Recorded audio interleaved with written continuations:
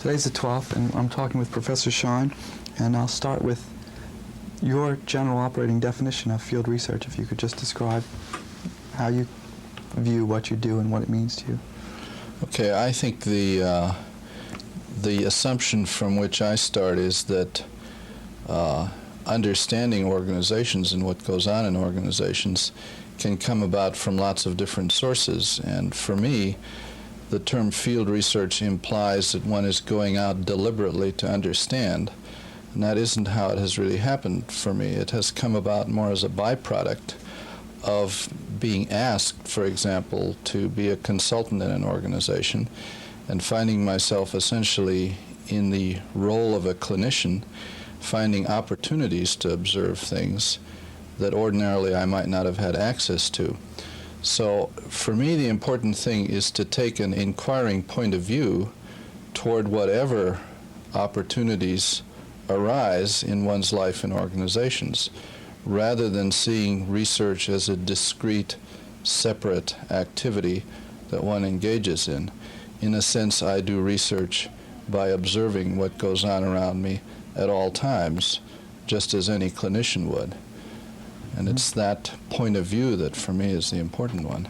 So issues like site selection, choosing specific sites are really, if what I'm hearing what you're saying, is not as important to you because the problem you're interested in really is located in the site. So you're going... The notion of site selection implies that you already understand enough about, say, different organizations to know what kind you want to study. And in many respects, I view the problem of organization research to be much farther back to even figure out what the relevant variables are that are common to most organizational situations.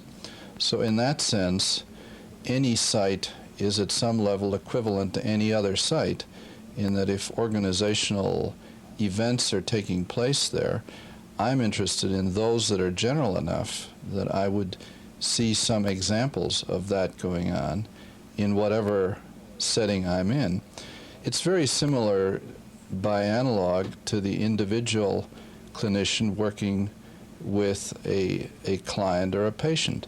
There are certain human elements that are common across all human behavior, and until you know what precisely you want to study, you don't get concerned about sample selection. You can find out a lot about how the human mind works or how an organization works by, in a sense, studying any organization. Probably a little further on, how in the past have you come about developing these general structures that you see, or general variables across organizations?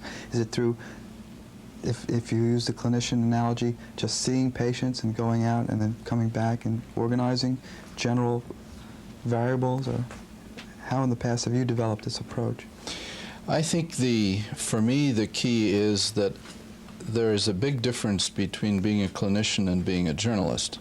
I think a journalist just goes out and essentially observes and lets the event speak to him.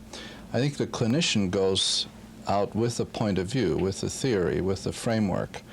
So the initial frameworks that I started with came from my own education as a social psychologist, sociologist, a smattering of anthropology. And I became very curious about organizations as a result of other people's research that I had read. So I came into those situations with already some things that I was looking for, but I wanted to observe them for myself in order to understand what some of those variables really meant. That is, they're rather dry and abstract if you take a theory in a book.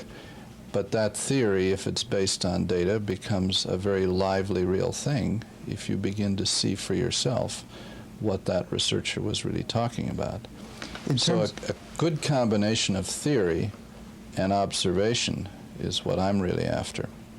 In terms of, the first thing when you say you like to differentiate the journalist from the clinician, William White's Street Corner Society, which is certainly considered one of the classics, at least that most undergraduate sociologists read, how would you classify that piece of work, or the works that people really go in and just live with the culture? It's a really cultural anthropological approach, but how does that fit into into your classification? To me, that is first-rate clinical type research, in the sense that the kinds of ethnographies that today are really considered good ones, like white street corner societies or some of the ethnographies of the pre-literate cultures, those were not done by journalists. They were done by trained anthropologists who not only learned how to go into those settings and make some sense out of them, but who had a lot of prior theory about what to look for, what culture was all about. So even though they may write as if it was all atheoretical, just what I happen to observe, those observations are in fact highly tuned to a particular theoretical framework that the person brought with him, even if he's no longer conscious of that theoretical framework. So I think it's very important to have a point of view and to be conscious of your point of view as a way of organizing and making sense out of the data that you see around you. How do you specifically organize and make sense of the data around you? Do you use notes, or do you use a tape recorder, or do you keep a diary? Well, paradoxically, you're limited by the reality of the situation you're in. That is, I started out as a researcher trying essentially to do experiments with small groups where I really controlled everything and was able to observe the kind of behavior that I really wanted to observe. My problem with that was I found that in order to get the experimental controls needed, I had to study problems that increasingly struck me as more and more trivial. Early in my career, I happened to have been in the Army at the time of the Korean repatriation of prisoners of war, and found myself plunked into Korea when a lot of people were coming back during the repatriation with an opportunity just to sit down and talk to them. Well, in that instance, taking notes was appropriate, but a tape recorder would have stultified the talking, and also, incidentally, wasn't available. So I learned a lot from that experience, just being opportunistic, getting what data I could from the people that happened to be available. Years later, if I happened to be asked to attend an executive group meeting, say in a company, whether or not I take notes really will be guided by what's appropriate in that situation. Often I'm in a situation where I would certainly not bring a tape recorder because I'm not there to be tape recording them. And even taking notes might distract people. So I have to sense what's appropriate, and if I am finding important things that I think I'm going to lose memory-wise, what I then have to do is bring a little tape recorder with me and debrief myself immediately after the meeting or after an interview. So if there's any kind of a methodology that has emerged, it's to gather the data face-to-face and with minimum of props, but then allow yourself a piece of time right after you've been in a meeting or had an interview to then put down as best that you can remember everything that happened, because an hour or two later you will already have forgotten some crucial things. Does the situation also influence the type of role you take in an organization? Absolutely. I mean, what I'm really saying is that the roles, in a sense, come about naturally, in the sense that somebody will ask me to come in and be a consultant on a problem. Or if I'm curious about something, I may from time to time find myself having an opportunity to interview somebody about something which I've created. And depending on, for example, who has the initiative, did I take the initiative to ask for the interview? Or did a client ask me to come in and I'm interviewing on his behalf? Those two roles are totally different, and I have to act according to that role. For example, if the client, and this is very important to data gathering, if the client has asked me to come in, he has in a sense licensed me to ask all kinds of private impertinent questions because I'm there to help him solve his problem. If I've asked to come in and interview him about how his company works on something, I can't ask those same private impertinent questions because, in a sense, he's doing me a favor and might be affronted by questions of the sort that the consultant or the clinician can ask because he's trying to help. So that being sensitive to one's own role and what's allowable within the role is absolutely crucial. In terms of what you're just talking about, is there a difference then between, you often hear, well, there's consulting and then there's field research. It sounded like, to me, when you were called in, that's more like the typical consulting role you hear. And when you went in to study a problem, it's more of the typical field research approach.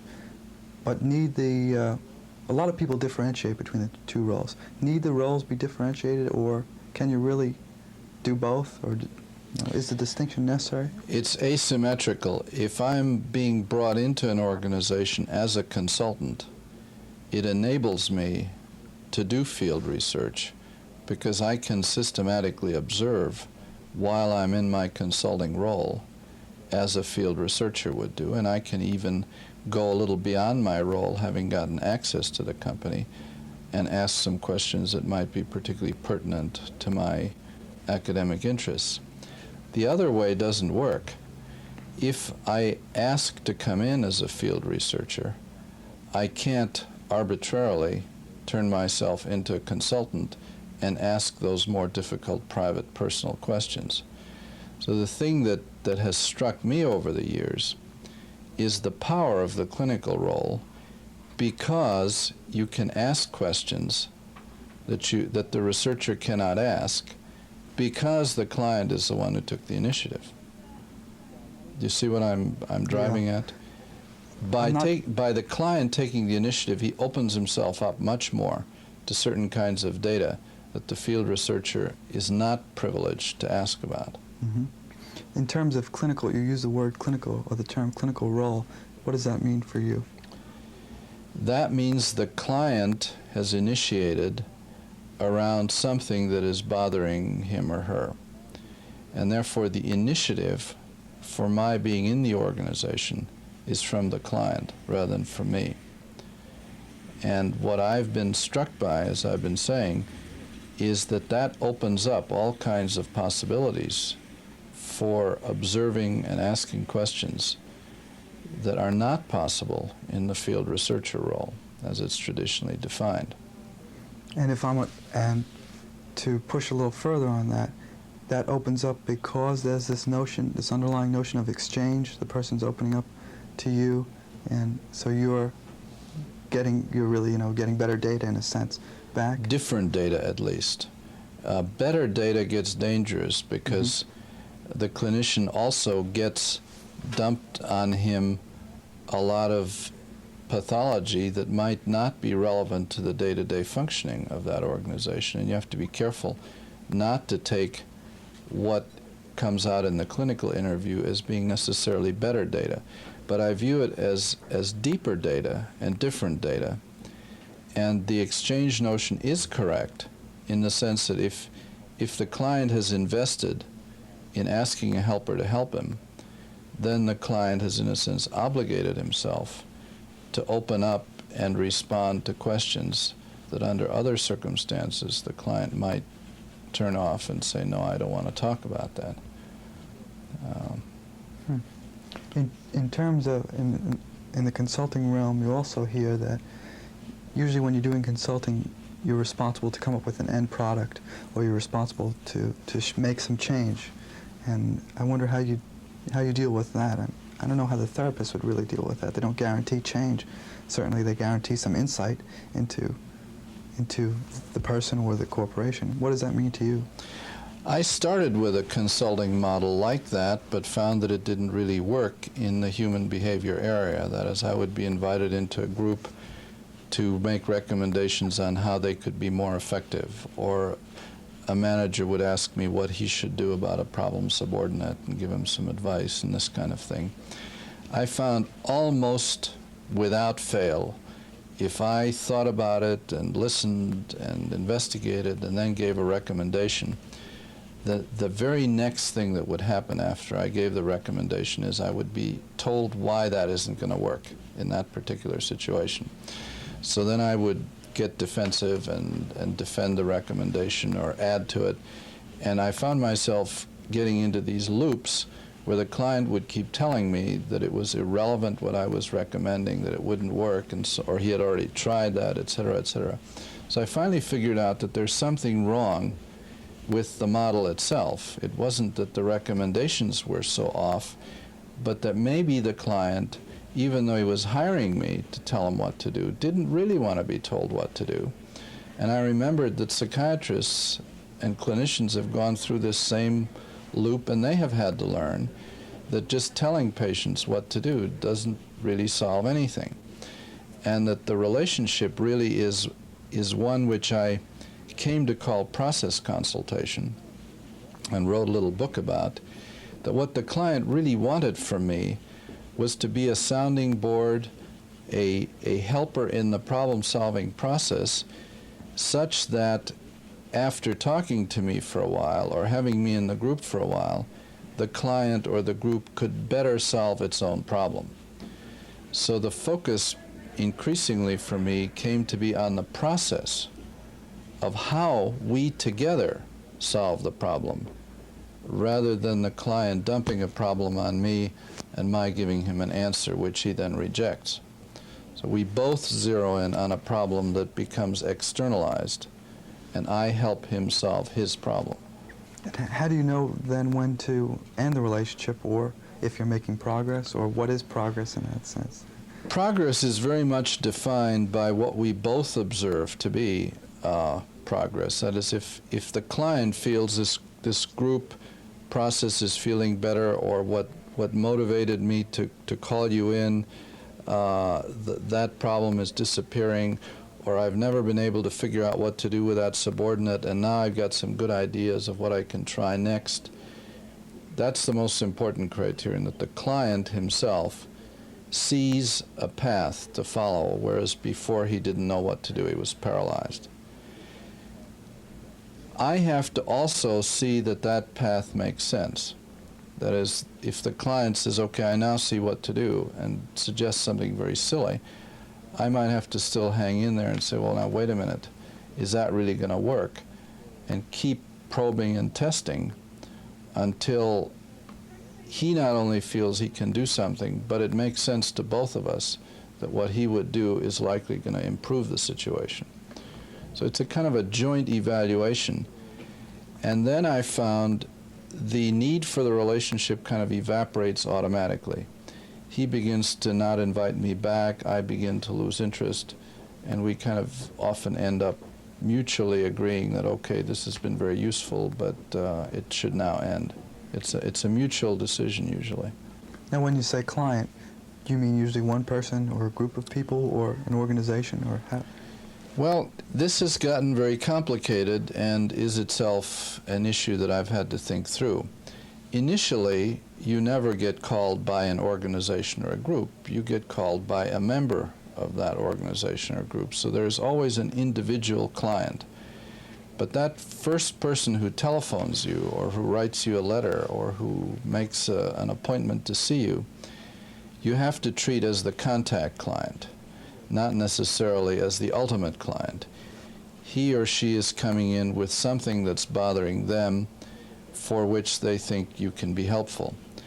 So the first thing I have to work is that relationship, to make sure that I understand what that person's after. Because, for example, the kind of thing that often happens is a person will say, will you come to my company and talk to some people, because we think we've got this big morale or productivity problem, and we think if you talk to a lot of people, you can help us figure out what it is. I have to learn not to say yes and show up, because in fact I may be being set up in a power play or a political process or something that I know nothing about.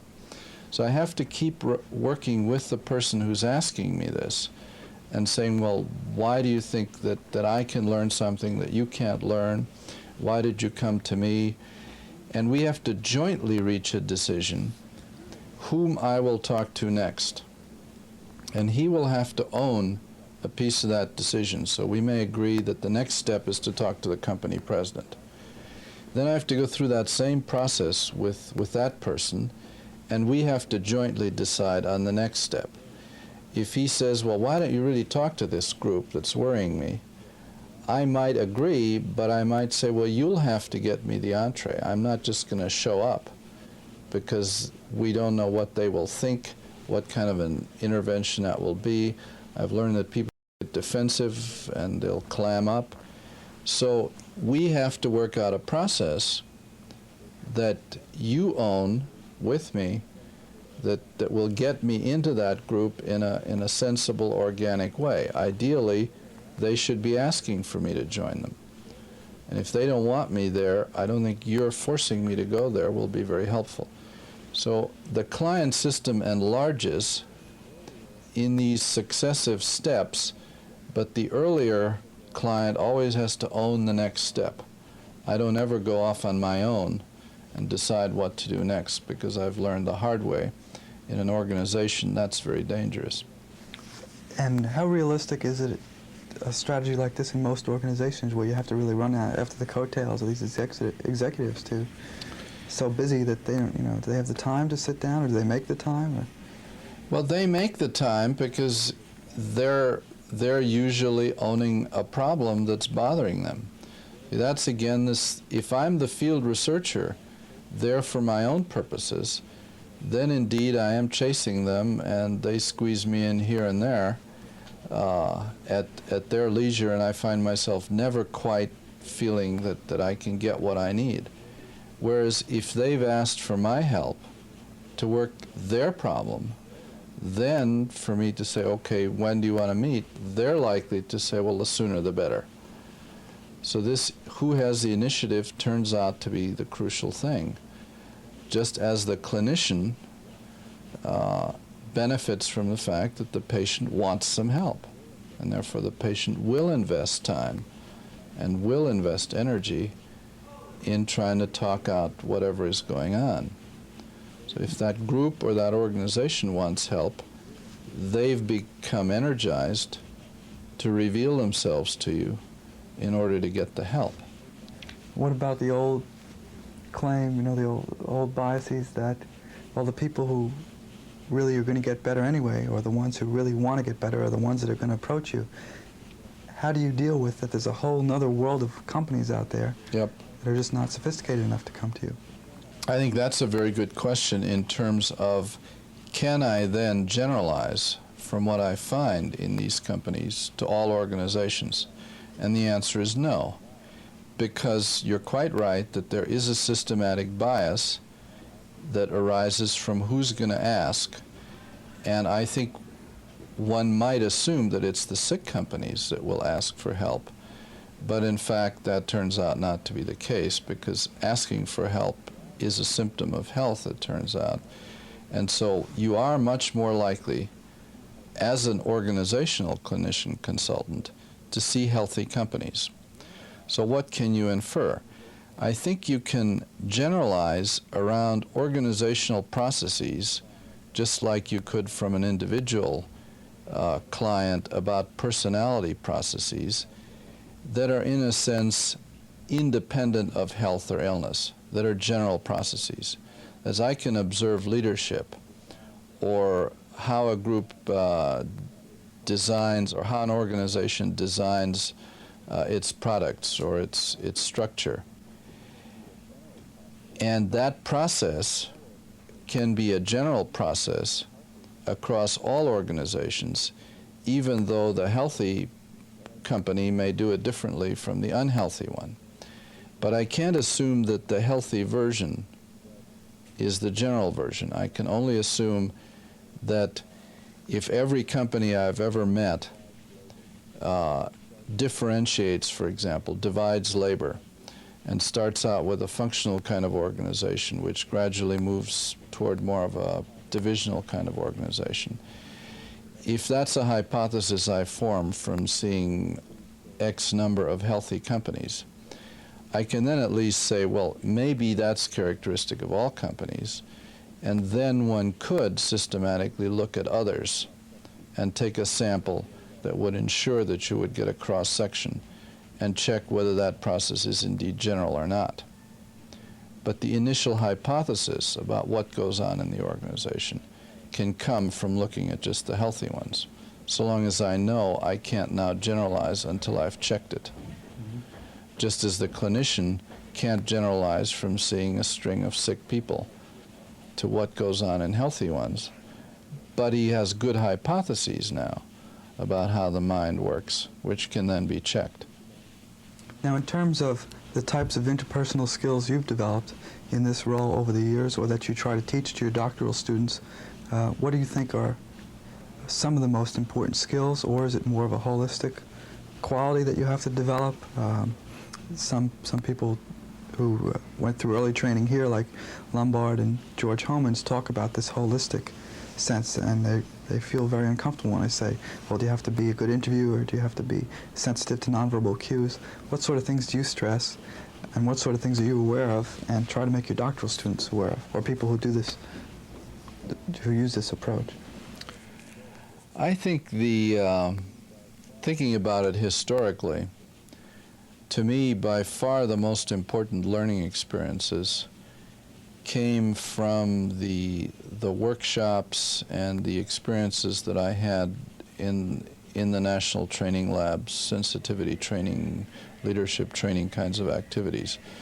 I was a doctoral student in Harvard Social Relations and had more than enough theory and practice in designing experiments and observing groups like Bales type groups in the experimental environment. But I don't think I had a clue as to what was really going on until I found myself in a training group being forced to observe not only other people's behavior in this more relaxed clinical manner, but to look at what was going on inside me.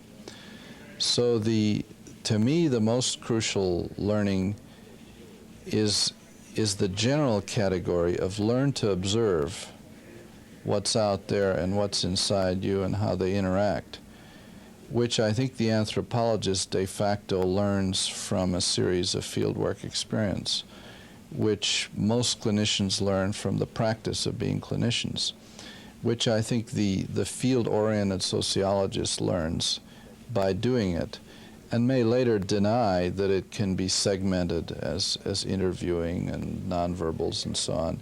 So in that sense, I agree with a holistic, but I don't think there's any magic to it. I think it's an experience-based apprenticeship kind of thing. You've got to do it.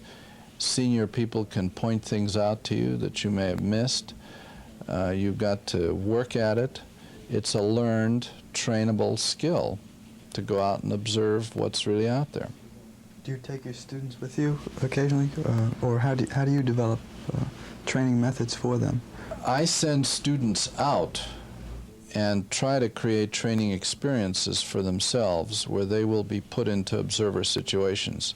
So, for example, we do something that actually Dick Walton and I here developed years ago for a workshop, something we call an empathy exercise. We ask people to go out in pairs and think, first of all, of someone who is most different from themselves as a pair, which itself is a kind of an interesting creative process. And then go find such a person and spend as many hours as it takes with that person to see whether you can really feel what it would be like to be in that person's shoes. Now, people get very anxious and nervous, and what am I going to do and how am I going to talk to that person? But every group we've ever sent out has come up with some really interesting ideas of whom to go see, and has somehow managed it. They take people out to dinner, they follow them around, they get into their world, and then they have to write up and talk about what kind of experience it was, both from the point of view of that individual and what they experienced in trying to develop that empathy. Well, if you did that 3 or 4 times, and if you sent people out to interview, and then I like to send them out into organizations just to observe, like go into 2 different supermarkets from 2 different chains and see if you can see any differences. Or go into a dozen bank lobbies and try to infer something about those organizations just from visible cues. Talk to people. When the recruiters come around and give you their sales pitch in the business school, figure out some clever questions to ask them that will break them out of the sales pitch and get them to tell you something real. For example, one question like that is to ask the recruiter to talk about his own career. How does he happen to be in recruiting? Why is he going around to business schools giving these sales talks? And it's surprising how sometimes the person then drops the sales facade and starts talking to you. So I think there are a lot of kind of skills like that, but they are skills that are based on sociological theory, on knowing a lot about the nature of human interaction. So again, it's not just good journalism, it's a trained, theoretically based set of observation skills that are involved here. And I would advocate taking psychology courses, taking sociology, taking anthropology as a theoretical base for doing organizational research. In terms of an undergraduate course, an undergraduate sociology course, you'd mix in these training exercises with basic theory readings and so forth, and developing a course for undergraduates? Absolutely. I teach a course. It's actually for graduate students, but they are first exposure kind of students, so they're operating at a very elementary level. And what we do is we read a lot of interpersonal dynamics theory and go out and do these exercises and read some of the sociology of human interaction, so that they have a good theoretical understanding of exchange theory, of dramaturgical theory, of how one would analyze interpersonal and group events. And then we move into group dynamics, and they meet in a group every week and analyze their own behavior with taking turns being observers. We use videotaping to let the group look at itself. That's very powerful. But it's this combination, to me, of theory and practice that really produces the results. In terms of the actual presentation or the write-up, some people would say the write-up is influenced by the audience you're projecting to, and that's certainly true. But I think maybe from what I'm hearing from you saying, the write-up would be even more influenced by the theory, or the theory that you're coming from, the theoretical base you're operating. And that might set it aside from journalism, sensational journalism, or interesting journalism for that matter. In my experience, that really proved itself to me, if I can go back again to the Korean prisoners of war. Everyone else happened to be a clinical psychologist, psychiatrist, or social worker. I was the only social psychologist there. So I got curious about the social organization of these camps. And I had a lot of theory in my head, and I started to ask people to tell me what happened to them, not in terms of psychodynamics, but in terms of what did they do, how did they organize the camp, were there any leaders? And that produced an article that really hit, because it was a description of the social organization of the Chinese indoctrination methods, and essentially a social psychological argument, which at that time, when it was first published in '56, was unique because nobody knew what went on in these camps. And I had not gotten myself preoccupied with what went on inside people's heads, but really focused on the social organization of the camps. And that's clearly due to my theoretical background. So I couldn't agree more that it's the theory you come with that really structures what you look at, what you ask, and in the end, what you write about. What sort of things are you working on currently, and generally, or what sort of things do you hope to do in the future? Or how do you hope to develop your process, your theoretical and experimental process further in the future? At the level of how to gather data, I'm just continuing to do what I've been describing, to try to learn from the opportunities that are provided to me by primarily consultation kinds of things. But my focus has shifted away from group and organizational dynamics in the sort of here and now to really trying to understand the concept of organizational culture. Because more and more I'm struck by the fact that you can't understand what's happening in the here and now without knowing the historical antecedents of where that group or where those people have been. We have gotten very interested in the origin of groups and companies. The work with entrepreneurs and with family firms has made us aware how much the value system and the basic assumptions of the founders of companies get built into the structures and processes of those companies.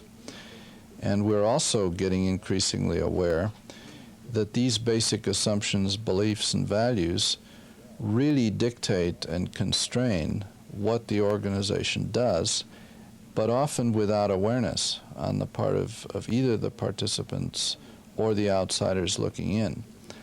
So I'm trying to translate a lot of the sort of more formal anthropology and the understanding that we've gotten of culture in the larger sense and bring that into the domain of looking at organizational culture, trying to decipher the underlying assumptions that managers make about the nature of truth, about their relationship to the environment, their basic assumptions about people and relationships, to see how those were formed and how those affect their present day-to-day behavior.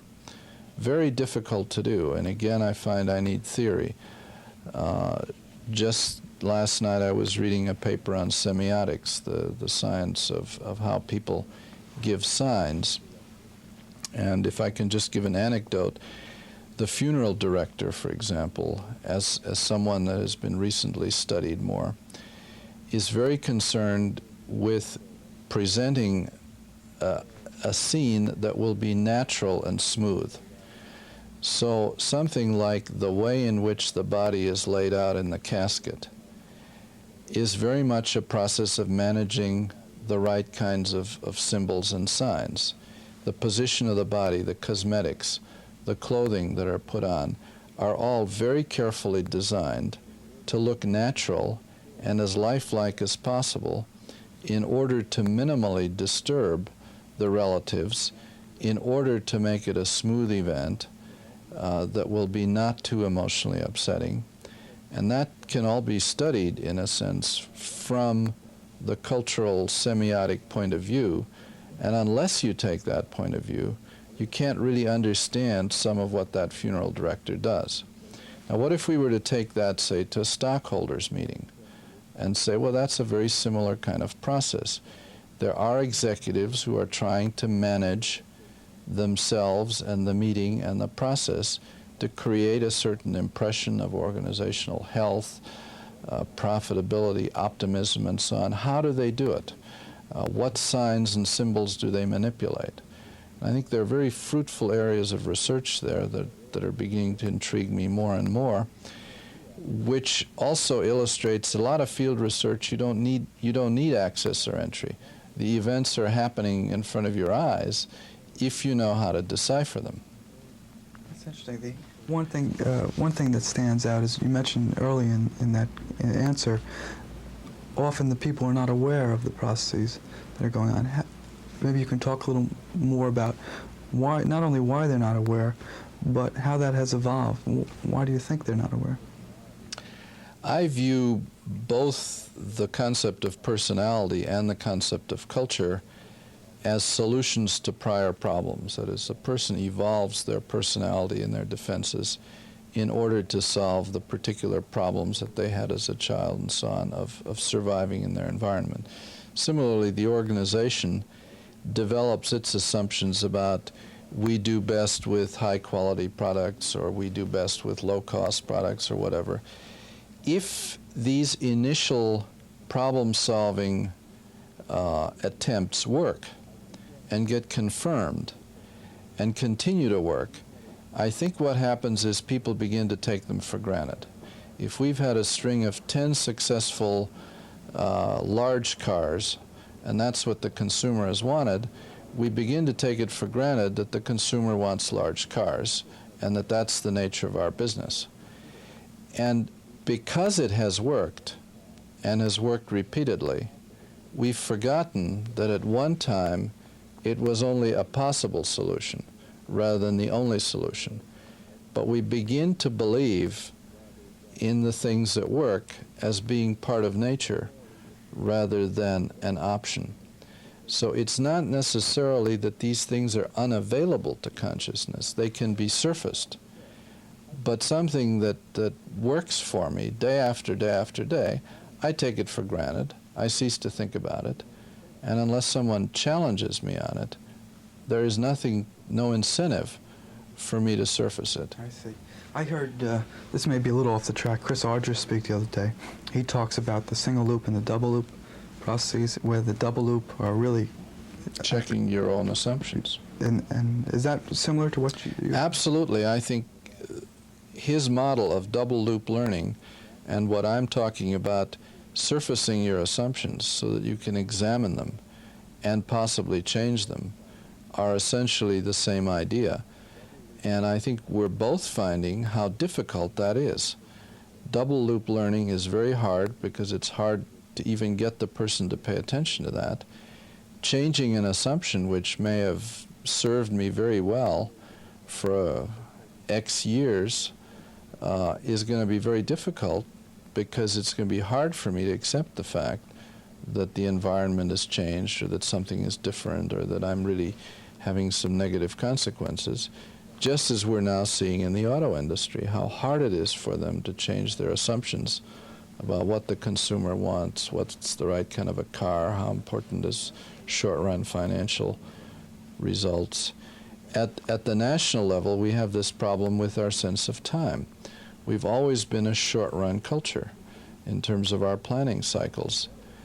And we're discovering that the reason some other cultures do better is because they're able to take a longer time horizon.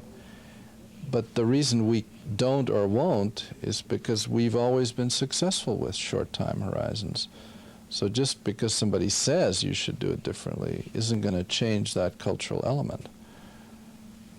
In terms of a very general question, I just want to end, I don't want to take too much of your time, with what you find most personally satisfying about what you do. You talk a little bit about what you're doing in the future and what you're doing now, and any general comments you may have in terms of how you'd like to see this field go in the future.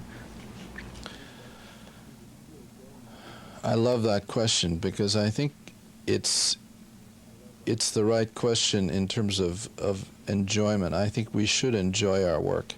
And for me, the enjoyment and why this process is exciting for me is the insight and the discovery of how things really work. I think one of the things that plagues the field of organizations is that you can read a book and not have the slightest sense of how things really work. You read about centralization and decentralization and formalization, but it gives you no feeling for what goes on. And I find if you just observe carefully with the theoretical frame of reference and really let yourself experience organizations, you suddenly discover real insights. You discover how organizational politics work. You discover what power is really all about because you see incidents. You see how it works.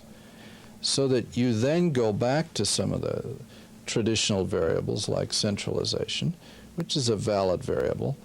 But once you know what that really means when a company says, we've got to decentralize, we've got to push profit responsibility out into the field, what agony that is in terms of delegation and loosening controls and changing people's jobs, that gives you a totally different feeling about it than if you simply read that when the environment changes in a certain way, that puts on pressure for decentralization. So for me, that's very important, that personal insight, that sense of understanding that I really know what's going on.